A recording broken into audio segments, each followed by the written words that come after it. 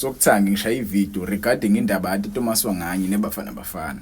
Yabo nje ngishaya le video angikho happy because ngiyazi. Yabo nje bedlalile namhlanje. Ama-fans amaningi, ama-opposing fans angayisupport Orlando Pirates azosebenzisa uTito as a scapegoat.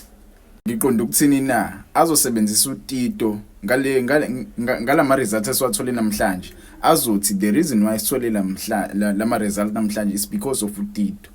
And lama fans lawa alama team lawa o Sundowns no Kaizer Chiefs namanye ama teams ayazi ukuthi akusile iqiniso lelo.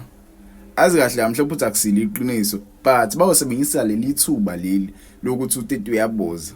Kanti bayawuthi akusile iqiniso lelo. Mina bengafuni ukubona uTito Wanganye edlala namhlanje.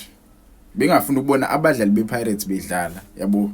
Because bazolimala isidingo singekho simbonile uzwane limala. It was a pity ukuthi bengekho omunye umdlalo bengangena regarding ukuthi ngene yabo uTito. Yabo bengimela ngene uTito because bengekho omunye umdlalo ozongena esikhaleni sakhe uzwane. So wangena uTito Wanganye. Engena nje kule game, vele game ayikho right. Ungene nje vele uTito uyabona nje uthi bafana ibingaliboni kwalibona ibhola namhlanje. Yabo ngibona le tweet le ithi this performance by Tito Wanganye has given for Bafana is what I see every week for my team Orlando Pirates. The only different is that he can stand on a ball and the crowd will go crazy, but technically he is weak footballer, not better than Dlamini and Mfukeng. Yabo iyona ntathu ngayifuni le. It's a pity this guy supports Orlando Pirates and he talks bad about abadlali be Orlando Pirates kanje. Yabo you cannot go on a public platform ukhulume kabi ngabadlali bePirates kanje mfethu. Angifuni nje uqamba manga. I'm disappointed ngama fans ethu sometimes. Basebenzisa uTito as a scapegoat. Yabo bampenda ngobende inyama engayidlanga. Ischeme sonke namhlanje sibheda. Kwa coach lo hlele ebenchini Nkosi yami. Uzofaka mfethu uMobi sidinga igoli. Hawu coach namhlanje ngixakile mfethu. Yabona namhlanje coach sidinga igoli uzofaka uSibisi noMobi. Uzofaka uSibisi noMobi. Uzofaka uSibisi noMobi cabange lokho.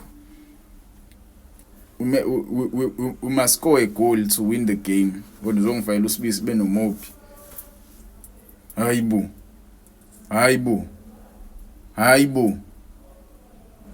Anshintshe ukwenza bafethu. Yabo la abaphezulu.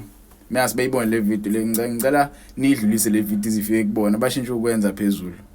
Bashintshe ukwenza nje. And my fans ama opposing teams musana ukusebenzisa uTito as a scapegoat. uTito uyakwazi ukudlala. But kule game le bengingajabula ukuthi mhlawumbe uyiqalile igame. Yabo bengaba nice ukuthi uyiqalile noma ungene kwigame mhlawumbe isizophela njengalaba oMobi noma yabo bengizoba ngcono lapho. Manje nina nikhaliswilo because uzwane ulimalile. Uzwane bezoyiqeda le game. Uzwane singaqambila nje amanga uzwane bengekho kule game le. Yabo ekulimaleni kwakhe vele kwanayo bay off. So you cannot put blame kumdlalo njengoTito ukuthi uTito had a bad game. Yabo yike nje leyo nto bafethu iyabheda.